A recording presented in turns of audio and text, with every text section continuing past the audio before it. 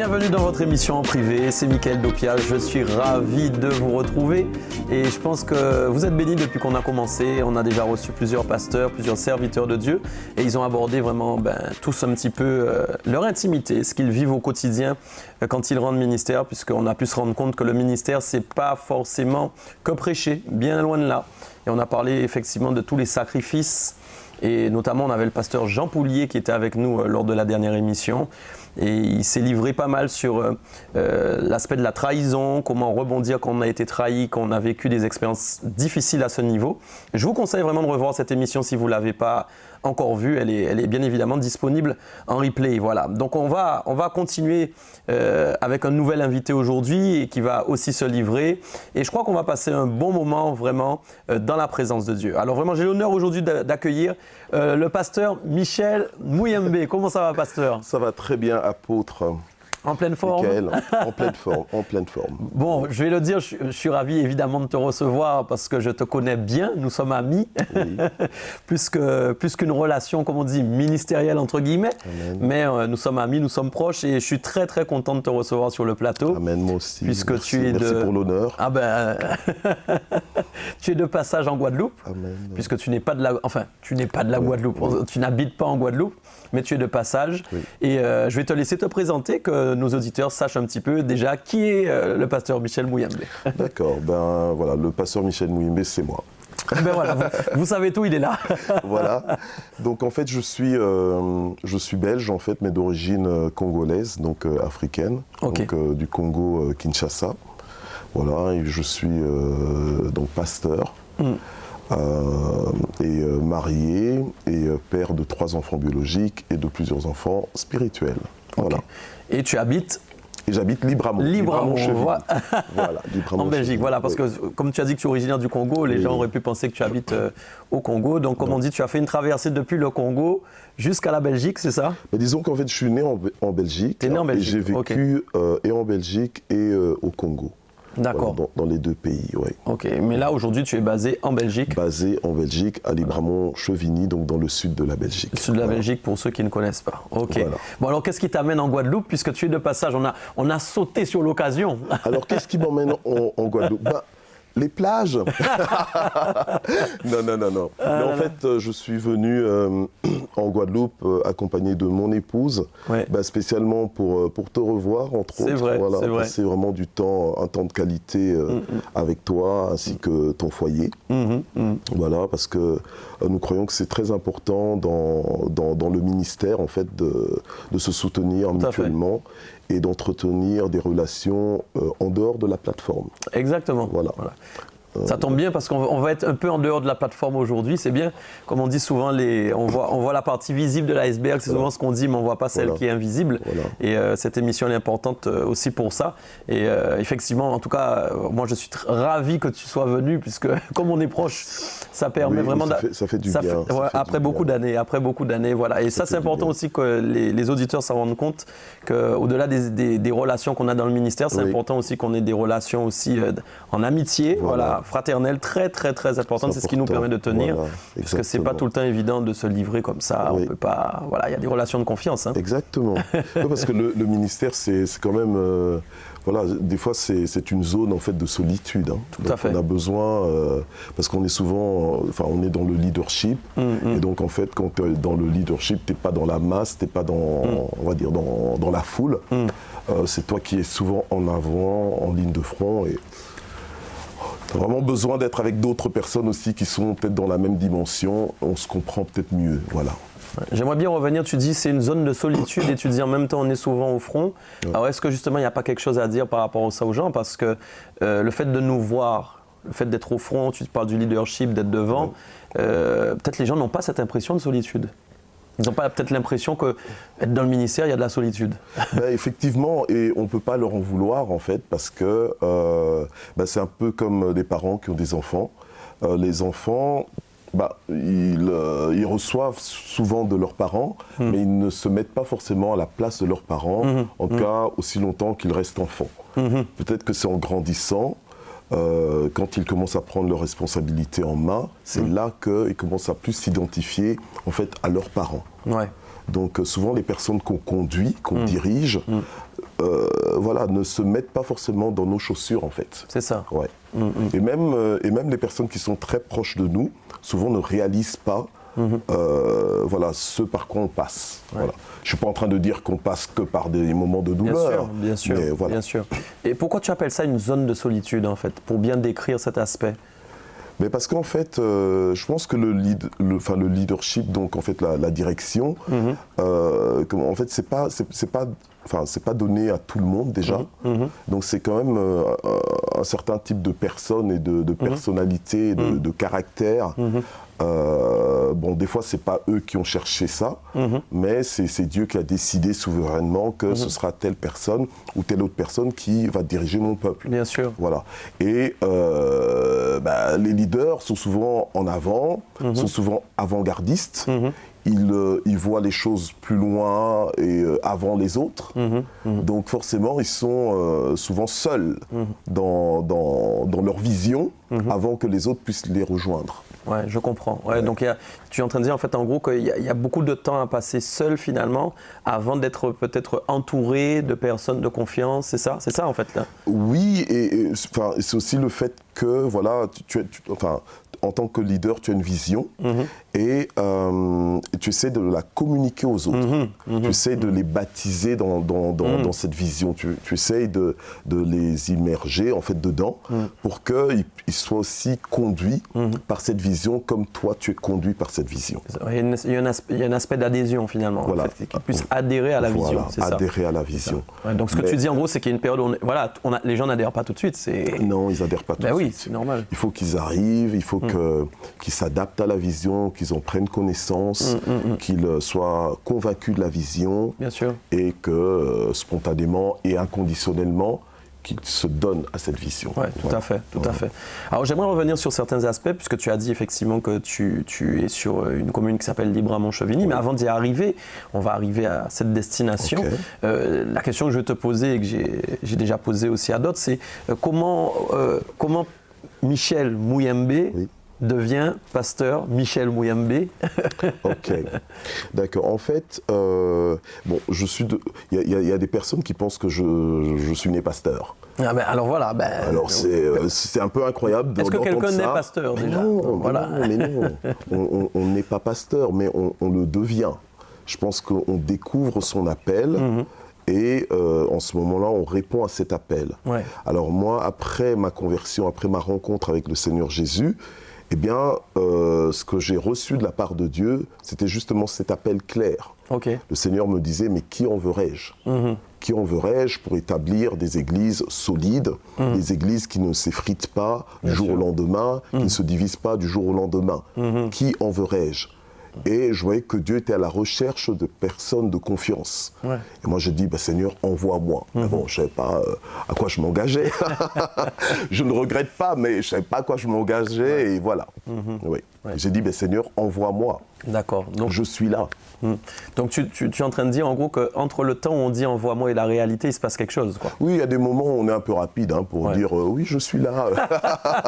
Ça me fait rire parce qu'on a tous des histoires différentes. Le pasteur que j'ai reçu à la dernière émission, justement le pasteur Jean, il disait lui c'était tout le contraire, il voulait pas. Tout le monde lui disait vas-y, et lui il voulait vraiment pas. Il voulait pas dire envoie-moi.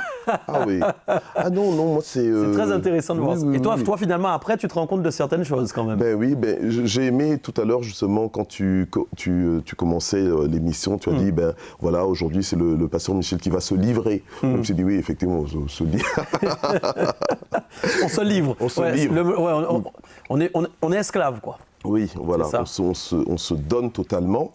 Maintenant, je ne dis pas que je me suis livré rapidement. Des fois, en fait, on parle plus vite qu'on fait, en fait. Oui, c'est vrai. D'accord, on dit qu'on s'engage, mais après le corps il suit à son rythme. Bien sûr. Et moi c'est un peu ce qui s'est passé aussi, quoi. Voilà. J'étais prêt à servir Dieu, mais. D'accord. Et donc quand tu débutes le ministère, tu débutes où directement? Alors quand j'ai commencé, c'était en Belgique en fait. D'accord. C'était en Belgique, donc il y a mon père spirituel qui est aussi en Belgique. Voilà, donc j'ai commencé là calmement. en fait, j'étais impliqué dans des implantations d'églises, en fait. D'accord. Voilà. Ok, d'accord. Et là, tu as commencé donc le ministère à travers donc les implantations d'églises par rapport à son ministère à lui, c'est ça, à ton père spirituel. Oui, j'étais sous son leadership. Bien sûr. Donc, je faisais tout en fonction de sa vision, en fait. Ouais, voilà. tout à fait. Donc, on servait selon les besoins. Et sachant que personnellement, le Seigneur m'appelait, donc je me prenais très au sérieux par rapport à l'appel de Dieu. D'accord. Voilà. Et qu'est-ce qui fait que, parce que bon, je sais maintenant que tu es établi depuis plusieurs années donc sur Libramont-Chevigny. Alors j'aimerais bien qu'on en parle parce que je ne pense pas que tout le monde sache où est Libramont et quelle est cette commune. C'est une commune de combien d'habitants à peu près, tu sais 10 000 habitants. 10 000, donc c'est pas beaucoup. Hein. Non, c'est peu. Moi j'ai eu l'occasion de venir, c'est un peu plus village, hein, je dirais, plus village que ville. Oui, c'est vraiment la campagne. C'est ça, c'est ça. Oui. Alors qu'est-ce qui amène un pasteur à aller en Belgique, dans une campagne qui s'appelle Libramont pour servir le Seigneur? Mais en fait, moi, Libramont, j'avais jamais pensé vivre à Libramont, en fait. D'accord. Voilà. Donc, je pense que... Tu n'habitais pas là, en fait? Non, je n'habitais pas là du tout. Non, je n'habitais pas là. En fait, comme dit la parole de Dieu, ce n'est pas à l'homme lorsqu'il marche de conduire ses pas, mais c'est à l'Éternel son Dieu. Donc, je crois que c'est vraiment Dieu qui nous conduit, qui nous oriente, et voilà. Je pense que quand quelqu'un accepte de servir Dieu, tu ne sers pas Dieu comme tu le veux, mais comme Dieu le veut. Donc, et où Dieu veut, en fait. Oui, voilà. Et quand Dieu veut. Voilà. Donc, en fait, ce qui s'est passé, c'est que on était supposé déménager, changer de pays. Mais ça n'a pas pu se faire. Et alors, on a dû rebondir. Et à cette époque-là, donc, j'ai trouvé du travail au Grand-Duché du Luxembourg. Et comme il fallait qu'on trouve une maison en Belgique, tout en travaillant au Grand-Duché du Luxembourg. Et je quittais donc la capitale pour travailler en fait au Grand-Duché de Luxembourg, à Luxembourgville. D'accord. Donc c'est à peu près à, on va dire à quoi? Peut-être à 2 heures, non, un peu plus de 2, ouais, on va dire peut-être à 3h15, 3h30 de Bruxelles. Donc il fallait que je trouve en fait une adresse entre Bruxelles. Où j'étais pasteur et le Luxembourgville au sud où j'allais travailler de lundi à vendredi. Et donc de vendredi à dimanche, je devais remonter vers Bruxelles. Voilà. Donc c'est comme ça que je... Et c'est là que s'insère Libramont, c'est ça? Voilà, c'est là que s'insère Libramont. C'est comme ça qu'on s'est retrouvé à Libramont. Et quand on s'est retrouvé à Libramont, on a réalisé qu'en fait il n'y avait qu'une seule église à Libramont, mais qui n'était pas une église, on va dire, ouverte au Saint-Esprit. D'accord. Et voilà, on s'est dit, bah tiens, peut-être que Dieu veut que l'on commence quelque chose ici. Et c'est comme ça, en fait, qu'on a prié et on a commencé là. D'accord. Alors, les débuts étaient comment, là-bas? Les débuts étaient très sympas. C'est la fin qui est moins sympa. Non, mais bon, après, voilà. Je veux dire, non, la fin aussi, la poursuite aussi, elle est toujours sympa. Mais ça s'est bien passé dans le sens que, au début, on était juste 2 familles. Et puis après, d'autres familles ont commencé à nous rejoindre dans nos maisons. Après, on a commencé à tourner autour de 4 maisons. D'accord. Et après, quand il y a des gens qu'on ne connaissait pas du tout, qui venaient des rues ou bien quoi, qui ont commencé à nous rejoindre, et qu'on avait des petits-enfants, on a jugé bon d'aller à l'hôtel, en fait. De louer à l'hôtel pour continuer de nous réunir librement. Et voilà. Non, parce que j'aimerais quand même que les gens... parce que bon, on reçoit différents pasteurs, différents serviteurs, et chacun évolue dans des territoires différents. Et je sais que les aspects sont différents en fonction des territoires, bien évidemment. Alors bien sûr, quand on parle de la Belgique, comme on pourrait parler de la France, c'est sans critique aucune. Hein. On sait que l'atmosphère ou l'état d'esprit des gens n'est pas tout le temps le même. On sait que souvent, en métropole ou en Belgique, voilà, les gens sont un peu cartésiens, tout ça. En plus, tu es dans un village et tout. Donc tu es en terrain neutre. Voilà, il y a tout un travail à faire. Donc j'imagine que tu n'abordes pas quand même le ministère de la même manière que si tu étais arrivé dans une grande ville où il y a déjà des églises, où il y a des gens en attente. Tu vois ce que là, il y a tout à faire quand même, il y avait tout à faire. Donc j'aimerais quand même que tu nous en parles parce que je pense que les défis, les challenges étaient là quand même malgré tout. Oui, bien sûr. En fait, je revenais de Bruxelles où donc j'étais pasteur et la communauté qu'on dirigeait à Bruxelles était tout à fait différente de la communauté qu'on a trouvée ou plutôt qu'on a rassemblé à Libramont-Chevigny. Donc en fait le style même de leadership a dû changer, les appellations, en fait tout Tout a complètement changé. En fait, une église n'est pas une autre. C'est ça, ouais. Voilà. Une église n'est pas une autre et un endroit n'est pas un autre non plus. Libramont, c'est quand même une zone assez difficile. Il y a des territoires où tu poses une tente ou bien tu te mets à prêcher dehors et tu vas fidéliser plusieurs personnes très rapidement. Très rapidement, ouais. Les gens sont vraiment ouverts à l'évangile parce que je voyage aussi pas mal dans le monde pour annoncer l'évangile et j'ai vu ça. J'ai vu qu'il y a des endroits où il suffit de donner un petit témoignage et voilà, tu moissonnes des âmes au Seigneur. Voilà, et leurs vies sont complètement transformées. Ouais. Mais voilà, Libramont, c'est pas forcément le cas. D'accord. Ouais. Mais j'aime cet endroit. Ouais. Parce que c'est une bonne salle de musculation. Et donc, quels sont les défis que tu rencontres, en fait, que tu as rencontrés depuis le début et, parce que ça fait combien d'années que tu y es maintenant? Là, ça fait 11 ans. Ah oui, quand même. 11 ans, donc, oui. En tant que pasteur d'église, ça fait 11 ans. Mais sinon, je pense que ça fait à peu près 15 ans qu'on y est. D'accord, ouais, ok. Quelque chose comme ça. Ouais. Très bien. Ouais. Et donc les challenges, les défis qu'il y a eu par rapport à ce qu'on est en train de dire, est-ce qu'il y a eu des moments difficiles? Parce que là tu en parles avec le sourire, bon tu dis c'est ma salle de muscu, tout ça, bon voilà, on a l'impression que ça va, bon tranquille.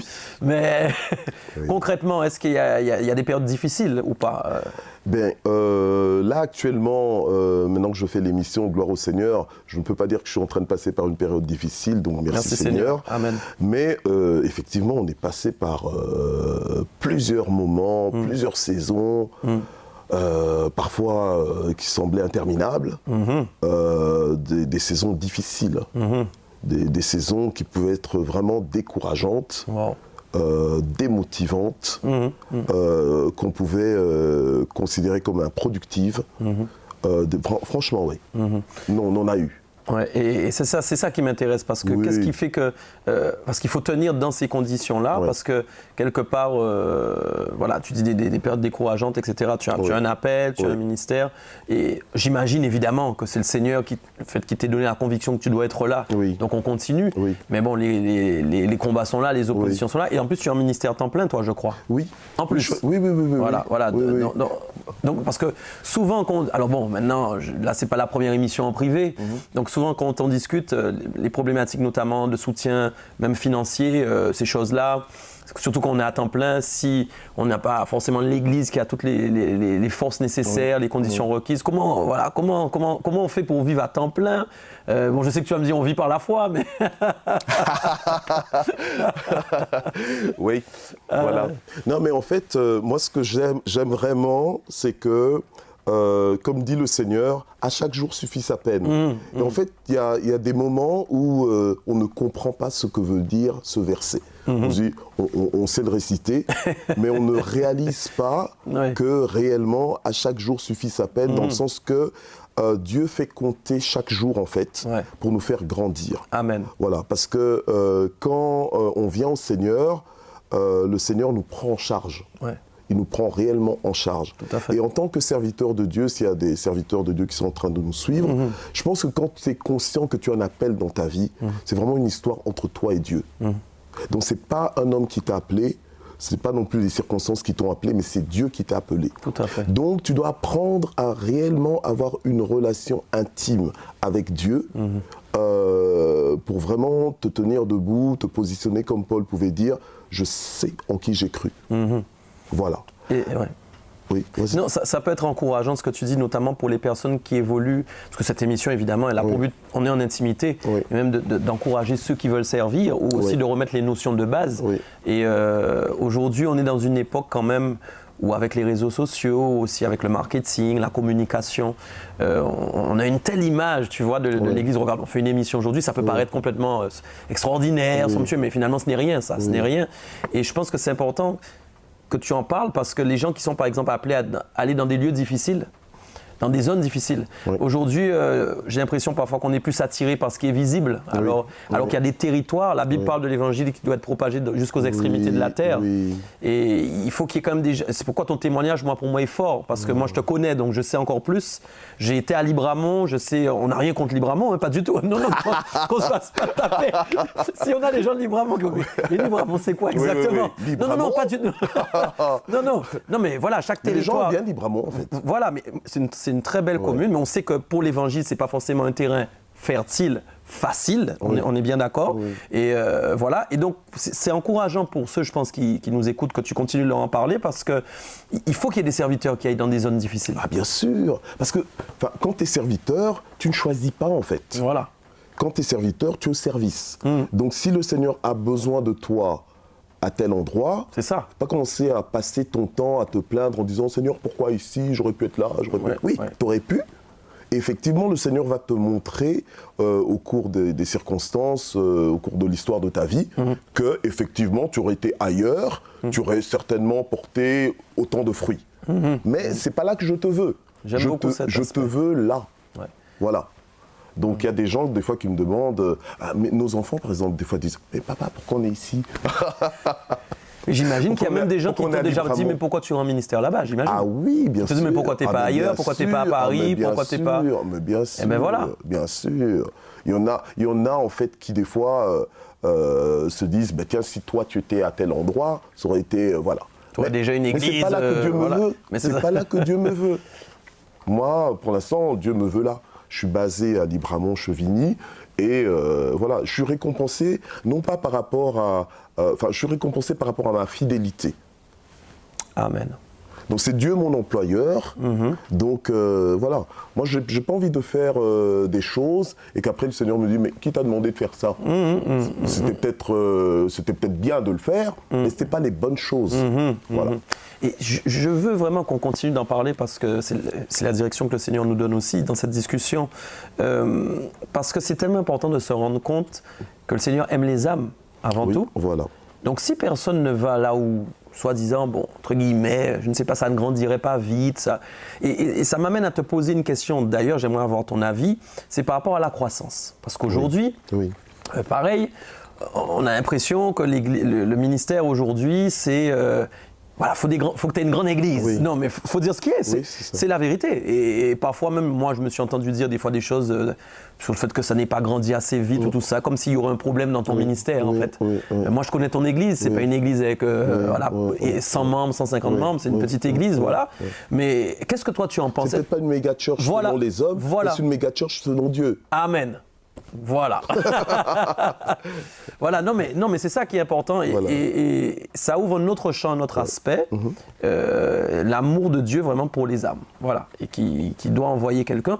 Et donc toi, qu'est-ce que tu pourrais dire justement par rapport à ça, toi qui es sur le terrain et qui voit effectivement, qui vit au quotidien sans être pour autant dans un endroit où voilà, c'est des milliers de convertis. D'ailleurs, on ne sait pas parce que ça se trouve tout Libramont-Chevigny va se convertir dans quelques temps. Oui, mais je le Parce que dis ça, c'est souvent. toujours pareil. Je Voilà. le dis souvent, je dis, mais Libramont-Chevigny n'a que 10 000 membres. Voilà. Moi, je dis, mais c'est les membres de l'Église. Amen. Voilà, Amen. donc Amen. après, s'il y avait plus, il y a plus, ce serait aussi Bien les sûr. membres potentiels de l'Église. Ouais. C'est ça. Mais je pense qu'effectivement, le Seigneur m'a donné le fardeau pour les âmes de Libramont-Chevigny. Amen. Amen. Donc en fait, quand j'y suis, je sais que j'y suis parce que Dieu me veut là. Amen. Donc je ne passe pas mon temps à me plaindre de quoi que ce soit. C'est ça. Je fais ce que j'ai à faire. Et je sais aussi que j'ai l'onction pour ce peuple-là. Donc je sais que j'ai l'autorité pour leur vie, je sais que je suis approprié pour les faire entrer dans leur destinée. Et donc, quand tu sais que tu es à ta place au bon moment, ben, tu le fais. Ouais. Voilà. Après, je n'évalue pas mon ministère par rapport aux critères humains. Donc en fait, je pense que nous, en tant que leaders spirituels, le Seigneur doit vraiment transformer notre intelligence, renouveler notre intelligence pour qu'on voit les choses selon Dieu et non pas selon les hommes. C'est ça. Pour ne pas être intimidé ou malmené en fait par les rumeurs, par les constats, voilà. Ouais, tout à fait. C'est pour ça que je dis que au jour d'aujourd'hui, personne ne peut se tenir et commencer à me dire X, Y, Z et tout ça. Non, parce que je sais qui m'a appelé. C'est ça, c'est ça. C'est ni un membre de l'église, ni quelqu'un de l'extérieur pour venir m'expliquer comment ce que je dois faire. Non. Voilà. Après, je suis ouvert au conseil, je suis ouvert voilà, Bien sûr. aux remarques et tout ça. Mais je sais qui m'a appelé C'est ça. et je sais qui je cherche à plaire. C'est ça, c'est ça. Et ça, c'est venu au fil du temps. Ouais. Ouais, c'est un positionnement et, bon, qui te permet aussi de persévérer. Ça, c'est ça. Ah oui, oui, oui. Ce que oui, tu parlais tout oui, à l'heure quand oui. même. Alors, je ne sais pas si tu peux nous en dire un peu plus sur, enfin, ou peut-être un aspect, mais de choses très décourageantes, parce que tu as quand même dit que par moment, il y a eu des grands découragements. Oui. Ça peut aller jusqu'à où? À se dire qu'on arrête, on n'en peut Ah plus? ben bien sûr, bien. Oh ben oui, oh là là. Ah oui, non, ça peut, non mais ça peut aller très loin. Ça peut aller déjà dans le sens que tu te dis, mais tiens, mais qu'est-ce que je fais là? Mais tiens, Dieu, Ah oui, qu'est-ce que tu fais là, quoi? Oui, qu'est-ce que je fais là? Est-ce que Dieu, t'as pas autre chose pour moi? T'as presque envie d'utiliser des versets, genre, si on ne te reçoit pas, tu secoues la poussière de tes pieds et tu t'en vas. Oui, voilà. Ouais. Mais à chaque fois que nous avons failli démissionner, tout abandonner, fuir même, j'ai envie de dire, fuir, voilà. Ah oui, fuir. Et voilà, c'est pas un secret en fait. Mais à chaque fois, Dieu nous parlait. Dieu nous parlait spécifiquement. Parce qu'en fait, quand tu es vraiment sincère et que tu essayes de faire un petit peu à ta façon, de prendre les choses en main, si tu es vraiment sincère vis-à-vis de Dieu, parce que la sincérité dans le sens que tu veux vraiment servir Dieu, Dieu te récupère toujours. Bien sûr. Il est le Dieu de tout encouragement en fait. Exact. Voilà. Amen. Donc le Seigneur nous a toujours encouragés.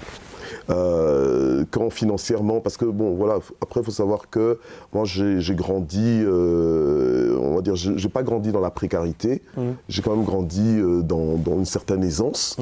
Et puis voilà, donc maintenant je suis à temps plein dans le ministère, mais j'étais banquier d'affaires. Ouais. Donc j'avais quand même un certain pouvoir d'achat, voilà. Ouais. Mais je savais que Dieu m'appelait un jour à être vraiment à temps plein dans le ministère. Ouais. Mais ça, c'était aussi toute une démarche pour arriver là. Ah bon? Oh, yo, yo, yo, yo. Mais encore. Oui. Non. Il y a des sujets, des fois, on n'est plus là, mais des fois, quand on en parle, on a des larmes aux yeux. Ah oui.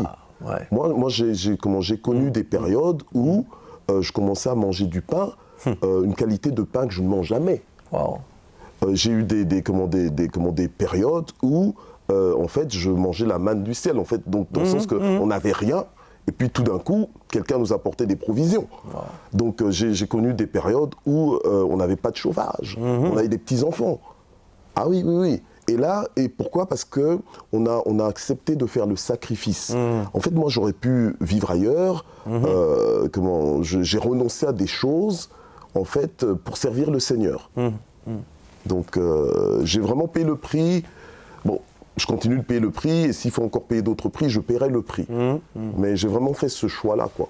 En fait, c'est pas de la blague. Il y a des gens qui veulent qu'on les présente comme serviteurs de Dieu, etc., etc. Juste avoir peut-être la gloire de se tenir devant, avoir un micro, être vu sur les affiches. C'est bien tout ça. Mais derrière, il y a le caractère qui doit être formé, il y a l'intimité, il y a la réserve pour le Seigneur, la sanctification. Voilà. Et il faut arriver à traverser tout ça sans pour autant pleurnicher devant les personnes que tu conduis. Hein. Eh oui, eh oui. Ah. Eh oui. Voilà. Eh oui. Donc c'est un peu ça, c'est l'école du Seigneur. Alors justement, tu dis sans pleurnicher devant. Est-ce que ça veut dire en gros qu'on peut rien montrer? Non, mais bon, enfin, je veux dire, c'est un peu comme avec tes enfants. Je veux dire, il y a des choses que tu vas pas forcément partager à tes enfants. Oui, tu peux pas tout dire. Voilà. Ça, c'est sûr. Tu peux pas tout dire, il y a des fardeaux. Ce serait un peu absurde de les partager à tes enfants, parce que tu vas les troubler, tu vas les perturber. Puis voilà. Donc nous, on n'a jamais laissé transparaître quoi que ce soit. C'est pas par orgueil ou non. Mais vous savez, quand vous êtes entouré de gens qui vous aiment, à un moment donné, ils sont quand même sensibles à ce qui se passe dans vos vies. Bien sûr. Maintenant, s'il arrive qu'ils ne soient pas sensibles, on ne leur en veut pas non plus. Il se peut que Dieu aussi les ait aveuglés pour que tu te fasses vraiment une histoire avec Dieu. Aujourd'hui, j'ai vraiment l'assurance que Dieu, allez, il ne me lâche jamais. Voilà, donc quand je prêche, et je crois que ça se ressent même quand je prêche, parce que je fais la pub de Dieu. Ouais, tout à fait. Et je ne fais pas cette pub parce que j'ai étudié la théologie, non. Je fais cette pub à cause de l'histoire que voilà. Aujourd'hui, je peux pousser les gens à faire confiance, donc à sortir de la barque et marcher sur l'eau, parce que moi-même, j'ai marché sur l'eau, entre guillemets. Mais oui, mais bien sûr, tu as expérimenté. Voilà, oui. On ne donne que ce qu'on a. Oh, Dieu est fidèle. Voilà, on donne que ce qu'on a. Dieu est vraiment fidèle, Dieu est bon. Donc, vraiment, comme disait Paul, je n'ai pas honte de l'évangile parce que voilà, Dieu confirme sa parole. Il est réel, en fait. Voilà. Ouais, donc, et oui, et justement, parce que comment on arrive à concilier ces défis-là avec la vie familiale? Parce que derrière, il y a des enfants, il y a une épouse. Oui. Comment on arrive à concilier ça? Parce que j'imagine que ce n'est pas tout le temps évident. Je pense que la chose, c'est que le peuple de Dieu a besoin d'entendre la vérité, a besoin d'entendre l'évangile tel qu'il devrait l'entendre. Celui qui veut suivre le Seigneur doit renoncer à lui-même. Et le problème, c'est que quand on suit le Seigneur juste pour rajouter des trucs à sa vie, pour garnir sa vie, embellir sa vie personnelle, on oublie de le servir. On oublie en fait, on sert le Seigneur aussi longtemps que ça nous arrange. Mais voilà. Moi personnellement, je suis vendu à Dieu. Je suis livré à Dieu. Et je ne le dis pas par orgueil, non. Mais parce que c'est comme ça qu'il faut suivre le Seigneur. Voilà. Tout à fait. Donc moi, si le Seigneur met quelque chose dans mes mains et me dit « Maintenant, tu mets ça à ma disposition », je le fais. Voilà. Et je sais que je peux le faire et je le ferai. Et même si j'ai rien en retour, je le fais. Donc c'est comme ça. Alors maintenant, avec mon épouse et les enfants, on n'a pas attendu que les enfants aient je ne sais pas quel âge, l'âge qu'ils ont aujourd'hui, pour commencer à servir le Seigneur. Alors quand des fois je vois des jeunes parents avec des enfants qui « Oh non, mais il est petit, oh les enfants ». Non, nous, on servait le Seigneur, comme disait Josué, « Moi et ma maison, nous servirons l'Éternel. » L'Éternel. Donc en fait, tu t'organises par rapport au Seigneur. C'est pas au Seigneur à s'organiser par rapport à toi. Voilà.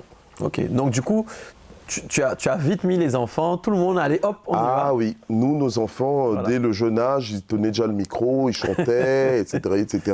Oh non, c'est magnifique. Hein. Là, allez, nos enfants, par exemple, notre fille aînée, enfin, tous, en fait, ils donnent leur dîme. Ils craignent Dieu, en fait. Ils craignent Dieu, ils ont même la vision du mariage. Enfin, je pense que il ne faut pas penser que non, si je sers le Seigneur avec les enfants, il risque d'avoir un problème, non. Je veux dire, ça doit être une vie normale. Et je pense que nos enfants voient que, tel que nous sommes sur la chair, nous le sommes aussi à la maison. Bien sûr. Donc du coup, ils ont un exemple authentique. C'est ça, ils ont un exemple authentique et donc ils ont... Je ne dis pas qu'on est parfait. Oui. Non, bien sûr. Voilà. On craint Dieu et on le sert ensemble avec Dieu et donc on a des principes. Je dis toujours à nos enfants, on n'est pas tout le monde. Ouais. Voilà. Je ne mets pas le poids sur eux en disant que vous êtes des enfants de pasteur. Ça, j'utilise pas ça. Ouais. Ni pour mon épouse en disant tu es épouse de... Non. Ni pour les enfants. Voilà. Souvent, la pression vient des autres. Oui, tout à fait. Ce sont les autres qui viennent. Oh, mais vous êtes quand même des enfants de pasteurs. Bon, ça, c'est ennuyant. Alors, quand ils se retrouvent entre eux, les enfants de serviteurs, ils en parlent. Et ils n'aiment pas trop ça. Alors, justement, est-ce que tu as l'impression, des fois, que les enfants ils subissent de la pression? On a reçu un pasteur aussi sur le plateau qui était fils d'un pasteur, justement. Lui, il est pasteur maintenant, mais il est fils d'un apôtre. Et il a expliqué comment ça a été dur pour lui, son enfance, parce qu'il subissait des pressions régulières. Et il voyait aussi des injustices et il vivait ça très mal en fait. Est-ce que toi, tu as l'impression que les enfants ça va ou est-ce que tu as l'impression des fois que ça peut être lourd pour eux aussi? Oui, je pense qu'il y a eu des moments où je pensais que c'était un peu lourd pour eux et il y en aura peut-être encore. mais je savais que c'était la bonne décision. Ok. Voilà. Donc moi, mes enfants n'ont pas connu ce que les autres ont connu.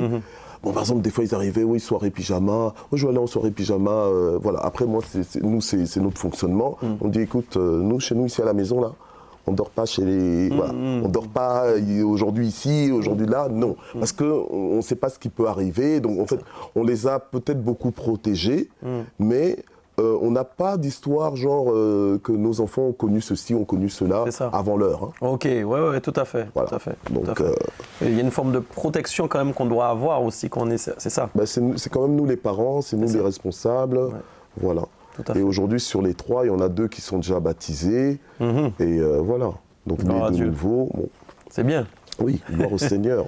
D'accord. Alors donc du coup, quels sont les objectifs du pasteur Michel Mouyembe prochainement pour Libramont? C'est quoi?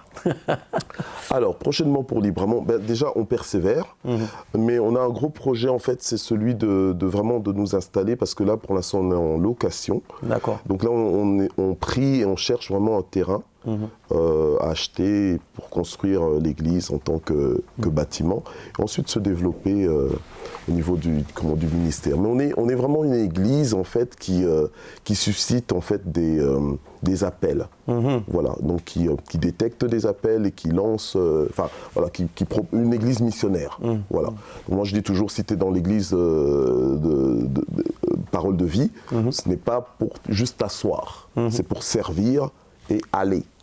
Voilà. D'accord. Et est-ce que tu es content? Est-ce que tu as l'impression que les choses vont assez vite ou pas? Oui, je suis content dans le sens que moi je crois, parce que tu sais, des fois il y a des pasteurs qui pensent que voilà, j'ai 1000 membres, j'ai 10 000 membres, ils sont contents d'avoir 1000 membres, 10 000 membres, ok. Mais après, le Seigneur a dit, c'est pas tous ceux qui m'appellent Seigneur, Seigneur qui entreront hein, dans le royaume. Alors des fois, tu peux aussi avoir peut-être une poignée de main de personnes, mais qui sait si dans cette poignée de main, tu n'auras pas justement des personnes qui vont emmener des millions d'âmes au Seigneur. Bien sûr. Après, même si ce n'était pas le cas, quand je vois par exemple Job, dans le livre de Job, bah, Job n'était pas pasteur, il n'était pas évangéliste, il n'était pas, voilà. Mais le Seigneur a dit au diable, est-ce que tu as vu mon serviteur Tout à fait, Job? tout à fait, tout à fait. Alors, ton serviteur Job? Et puis il dit, il n'y a personne comme lui sur la terre. Tout à fait. Alors je me pose des fois la question, mais qui a enseigné à Job de craindre Dieu comme il craignait Dieu? Oui, tout à fait, tout à fait. Donc le travail qu'on fait, on essaye de transformer les vies, non seulement par le message qu'on prêche, mais surtout aussi par l'exemple. Donc moi j'ai l'habitude d'être assez transparent dans ma façon de vivre. Donc quand quelqu'un m'approche vraiment, je peux vraiment lui partager ma vie, mes victoires, mes combats, je ne vais pas dire mes défaites, mes victoires, oui, voilà. Bien sûr. Parce que dans le Seigneur, on est toujours dans la victoire. Ok. Ah oui, même les situations qu'on peut considérer comme une défaite. Oui, tout à fait. Il y a toujours un rebondissement derrière. Dans la tout à fait. victoire. Amen. Amen. Ok, alors c'est notre rubrique fierté et regret. Donc je vais te poser la question comme on le fait à chaque fois. Fierté et regret. Donc alors, fierté, c'est quelque chose dont tu es fier, quelque chose qui a été accompli. J'aimerais que tu puisses nous parler de quelque chose, d'une expérience, quelque chose qui vraiment tu étais content, tu étais heureux, tu es fier que ça se soit fait. Et un regret, un grand regret. Alors tu vas dans l'ordre que tu veux, regret ou fierté avant, comme ça t'arrange. Ok, je vais peut-être commencer par fierté. D'accord. Fierté. En fait, ce que je pourrais dire, c'est qu'au jour d'aujourd'hui, si le Seigneur devait me récupérer, donc juste, soit pendant l'émission ou après, si le Seigneur devait me rappeler, eh bien, je partirais satisfait, en fait. Ok. Voilà. Satisfait parce que j'essaye toujours de maximiser, en fait, ma vie, mais pour la gloire de Dieu. Donc, j'essaie vraiment de vivre tout ce que je dois vivre. Avec Dieu, voilà. Donc au jour d'aujourd'hui, voilà. Donc chaque jour, en fait, je suis prêt. Tu vis ta journée comme si c'était la dernière. Voilà, toujours. Ouais. Voilà. Donc je suis satisfait. Et je n'ai peur de rien. Si je dois y aller, j'y vais. J'ai pas peur ni pour ma femme, ni pour les... Ça, c'est beau ce que tu dis. Voilà.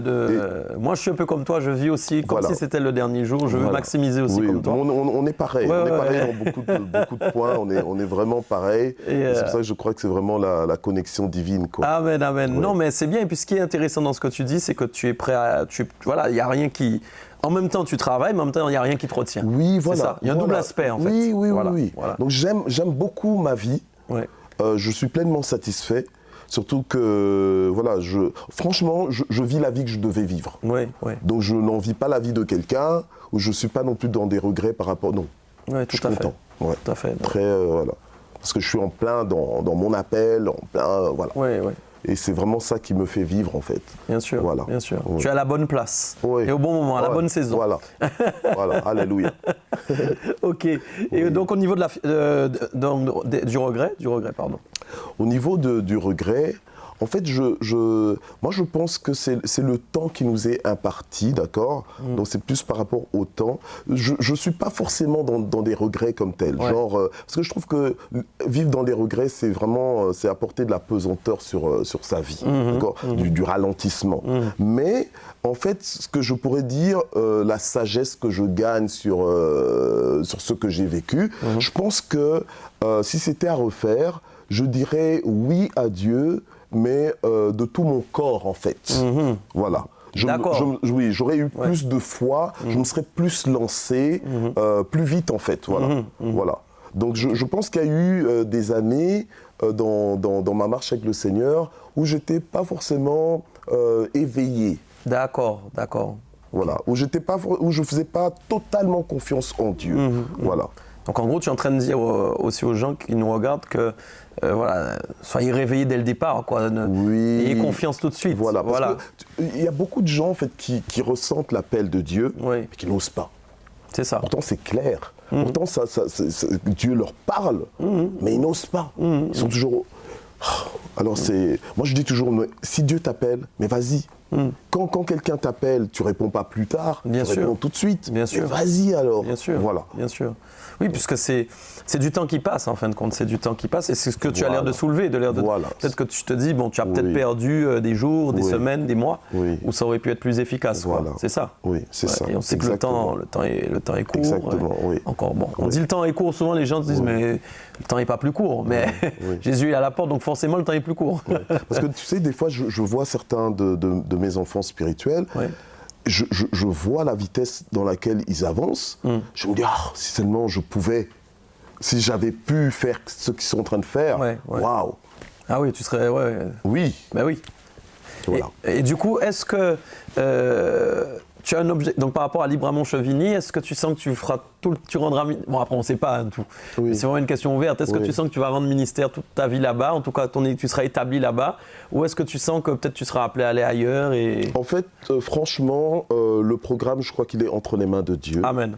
Parce que la Bible le dit clairement, ce n'est pas l'homme lorsqu'il marche de conduire ses pas, mais c'est l'Éternel son Dieu. Mais parce que humainement parlant, j'ai déjà essayé de reprendre les choses en main. Mais quand tu appartiens à Dieu, c'est pas possible.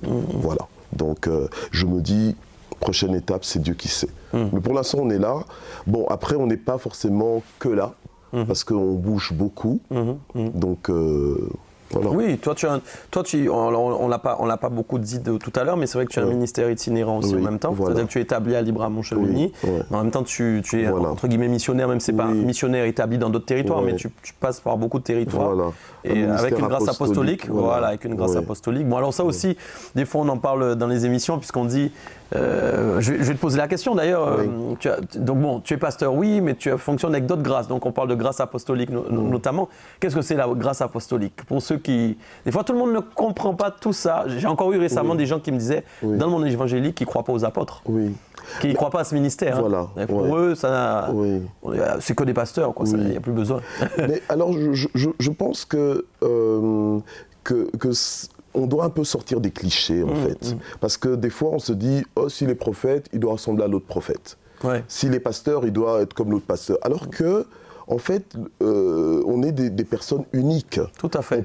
On peut être dans la même grâce, peut-être de la grâce pastorale ou apostolique, mais chacun a l'expression de son ministère de façon différente. Tu vois ? Mais bon, voilà, en ce qui me concerne en tout cas, ce que je sais, c'est que le Seigneur m'envoie donc c'est ça justement l'apôtre, hein, il est envoyé. Bien sûr. Mais avec une autorité quand même assez évidente, qui fait que tu peux défricher en fait un terrain pour le Seigneur. Ouais. Tu peux, tu as cette grâce de commencer des choses, de commencer l'œuvre du Seigneur, de rassembler le peuple de Dieu, de les encourager, de les établir, de détecter les ministères, même si tu connais pas les personnes, mais tu vois en esprit en fait des choses. Ouais. Voilà. Et en fait, et tu vois aussi que à ton passage, le Seigneur transforme.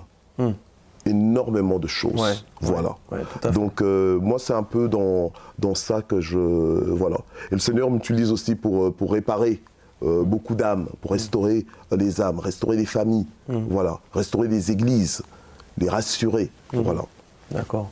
Ouais, donc on voit qu'il y a plusieurs, voilà, on évolue avec plusieurs grâces, comme tu dis. Alors donc effectivement, une grâce apostolique où le Seigneur t'utilise donc pour passer effectivement à différents endroits.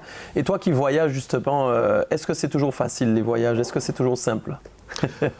Voilà, après, non, pas toujours. Parce que souvent aussi, les ministres, ils voyagent. Oui, c'est la belle vie. Ils oui. prennent l'avion, ils vont dans les pays. Oui. Est-ce que tu visites les pays? T'es entouré? Ouais, voilà. Ouais, voilà. C'est ça, quoi. Des fois, on va dans certains pays, mais on ne bénéficie pas forcément du tourisme, en fait, voilà, la qualité de tourisme du pays. Donc, en fait, c'est réellement un travail. C'est réellement un travail, voilà. Et il y a beaucoup de gens aussi qui disent « Ah ben tiens, toi tu voyages » et ils pensent que tout est facile. Or souvent, même les voyages que nous faisons, c'est à nos propres dépens. Voilà, on laisse sa famille, on paye nos déplacements. Il y a beaucoup de gens qui veulent voyager, mais qui ne sont pas prêts à payer leurs déplacements. Ils attendent d'être invités. Alors que le Seigneur a dit « Allez ». C'est vrai aussi. Il n'a jamais dit soyez invités. Il a dit allez. Ben oui. Oui, alors, parce que c'est vrai, si tu attends d'être invité tout le temps, ben. Ouais. Alors, et il y a même des gens qui se disent est-ce que je dois aller? Oh, je dois prier si je dois aller ou pas. Moi, je dis mais attends, mais pourquoi est-ce que tu pries alors que Dieu a déjà dit allez? Ouais, donc ça aussi, ça change aussi les choses.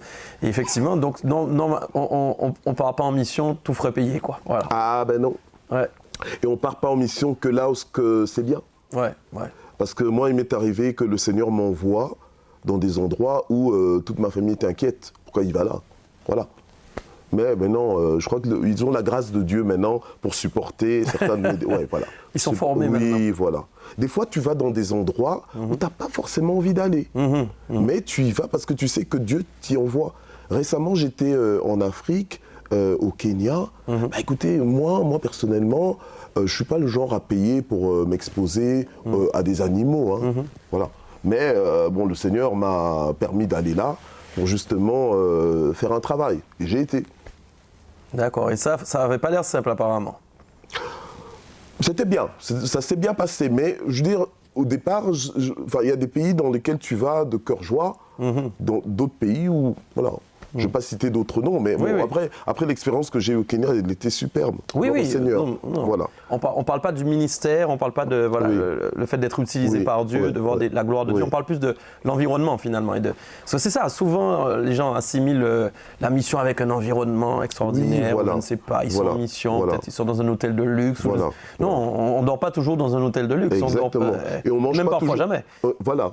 Et des fois, on ne mange pas ce qu'on a envie de manger. Voilà. Ouais. Moi, je me souviens un jour, j'étais quelque part en mission et donc moi j'aime quand même, je suis un peu comme toi, hein, on aime bien les endroits bien propres et tout ça, voilà. On aime bien son confort, c'est pas un péché, Mais là je me retrouve dans une chambre, et comment il faisait noir, et tout d'un coup j'entends un bruit que j'ai jamais entendu, et j'avais ma femme au téléphone, je dis il y a un trou dans le plafond, et comment il s'est noir et tout, et puis j'entends un bruit, je sais même pas c'est quoi comme animal, et je devais dormir là. Oh là là. Voilà, donc des fois... Bon, ça c'est juste un petit exemple. Oui, non, mais c'est intéressant et ça permet aussi de casser aussi ces aspects où on pense que voilà, il faut que ce soit toujours bien, etc. Non, la mission est plus importante que le confort. Voilà, j'étais dans des endroits par exemple, enfin moi je parle de ça parce que pour moi c'était l'horreur quoi. Où par exemple on était en mission, il y avait coupure de courant et la nuit, les cafards en fait sortaient partout. Oh, punaise. Et on était là, on devait prier en fait, on devait Oh là prier. là là là. Et moi, Moi, j'en vois un déjà. moi, j'ai horreur Ah, des mais moi, c'est cafards. pareil. Et donc là, on devait être debout. Hein, donc là, j'étais Wow. debout et tout ça pendant. Ben oui. Là, du coup, tu étais en combat spirituel. Fallait les écraser, quoi, en même temps. Ça. Non, mais c'est voilà. Ah là là là là Hein. là là là. Et c'est pas juste une nuit. Hein. Waouh. Non. Ok. Alors, je vais juste te poser la question secrète, parce qu'on n'est pas loin de la fin de l'émission, on a Ok. quand même déjà pas mal parlé. D'accord. Donc, je te laisse prendre une question au hasard, comme tu veux. D'accord. Et je te laisse la lire à haute voix, et puis tu vas y Je vais répondre. prendre celle du milieu. là. Ok, d'accord. Ok. Voilà, merci. Ok, question secrète. Ok. T'est-il déjà arrivé de répondre négativement à une demande de Dieu? Oui. Oui. Déjà, par rapport à l'appel, quand le Seigneur m'a appelé, j'ai dit oui, mais mon corps n'a pas suivi.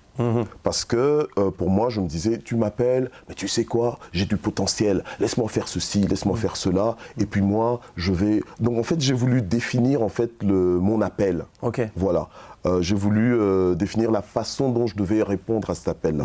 Mais le Seigneur m'a enseigné, il m'a brisé, il m'a façonné, voilà, pour que je puisse vraiment m'abandonner totalement à Dieu. Aujourd'hui, je dis oui. Il y a beaucoup trop de chants qu'on chante à l'église, en fait, on les chante juste des lèvres, en fait. Voilà. Ouais. Mais il faudrait que, par exemple, le chant « Je me livre totalement, tu peux m'utiliser », ça franchement, je trouve que c'est des chants qui nous engagent tellement. Et On aurait fait une méditation avant. Hein. voilà. Faudrait même que le conducteur de louange dise « T'es sûr que tu veux vraiment chanter ça ?» Ce que tu dis est totalement vrai. Et c'est le cas pour beaucoup de chants. Hein. Voilà. On dit, c'est vrai, les Oui. gens le chantent parce qu'ils l'aiment, Oui. mais on ne demande pas d'aimer le chant. Oui, prends tout Seigneur. Ok. Oui, prends tout Seigneur. Ouais. Voilà. Et donc, il y a eu vraiment, au départ, ouais, tu n'avais pas envie de dire oui, quoi. Ah ben non. Et c'est ça justement, c'est que maintenant, par révélation, par expérience et par croissance avec le Seigneur, j'ai plus confiance en Dieu aujourd'hui Ouais. que je l'avais avant. C'est ça. Voilà. C'est ça. Donc maintenant, je considère l'appel non pas comme un dérangement, mais comme un honneur. C'est ça. Voilà. C'est ça. Je ne pouvais pas être plus honoré et j'ai rien fait pour le mériter. Tout à fait. Et c'est bien de le dire parce que je ne sais pas si tout le temps on voit cette notion d'honneur, d'être honoré par Dieu quand on est choisi, parce que c'est une réalité. Aujourd'hui, parfois le ministère est envié parce que, waouh, Oui. c'est tellement de combats. Oui, tellement de combats. C'est plus de combats. Oui. Moi, j'ai envie de dire, alors la relation qu'on a avec Tellement Dieu. de combats dans la victoire. Oui, voilà, exactement, c'est ça. Mais Combat quand même. voilà, combat quand même. Et voilà, c'est pas un amusement, quoi. Non. C'est pas un amusement. Et je pense que tu as bien présenté les choses par rapport à tout ça. Et je trouve que c'est bien, en tout cas. J'espère que ça va encourager beaucoup à aller de par le monde. À aller, puisque voilà, on a abordé quand même le fait que toi, tu évolues sur un territoire qui n'est pas forcément simple, mais tu continues 11 années. 11 années. Voilà. Tu aurais pu très bien dire, bon écoute, il y a des gens qui m'attendent dans un autre pays. Oui. Et ça, c'est important parce qu'on ne choisit pas son pays, on ne choisit pas son territoire. Voilà, c'est pas parce qu'on a l'onction. Oui. Ce qui est le plus dur, c'est quand on voit par exemple les grâces qu'on a, se dire, ouais, mais ces grâces-là, elles ne peuvent pas correspondre à ce territoire. Oui. T'imagines? Moi, quand même, j'ai une don de c'est guérison, vrai. j'ai une autorité pour délivrer, tu m'envoies dans un village. Attends, Oui. je vais aller là où il y a. C'est vrai. Et, ouais, et ça, j'aimerais vraiment que, en tout cas, ça encourage beaucoup qui nous regardent à se dire que voilà, peut-être tu es dans un petit village, hein, peut-être même, il y a peut-être que 1000 habitants, j'en sais rien, c'est là que Dieu te veut, continue, Voilà. continue. Exactement. Et même si les mois passent et qu'il n'y a qu'une âme sauvée, continue quand même. Exactement. Parce que si tu n'es pas là, ben, il n'y a personne. Exactement. Il n'y a personne. Oui. Et ce double aspect que tu disais à l'instant aussi qui est très intéressant, tu disais voilà, au départ on peut ne pas dire oui, mais Dieu va nous façonner. Voilà, il va nous amener le non va se transformer en oui. Le non va se transformer en oui. Et ça c'est merveilleux. C'est merveilleux. Voilà. Bon, en tout cas, on arrive à la fin de l'émission. Je vais te laisser la parole pour encourager, en tout cas, le peuple de Dieu à plus prier, en tout cas, pour les serviteurs. Ça, c'est sûr. J'aimerais vraiment, j'espère qu'on va avoir un réveil aussi pour la prière pour ceux qui sont dans les territoires difficiles. Voilà. Parce que souvent, on prie comme ça. Mais je pense qu'il y a certaines personnes où il faut vraiment axer, qu'on prie plus pour les territoires où c'est difficile.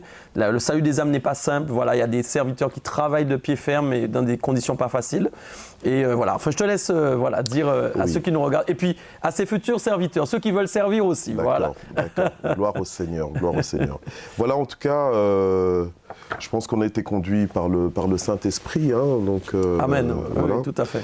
Par rapport aux besoins que le Seigneur connaît dans la vie de nos téléspectateurs. Oui, tout à fait. Voilà.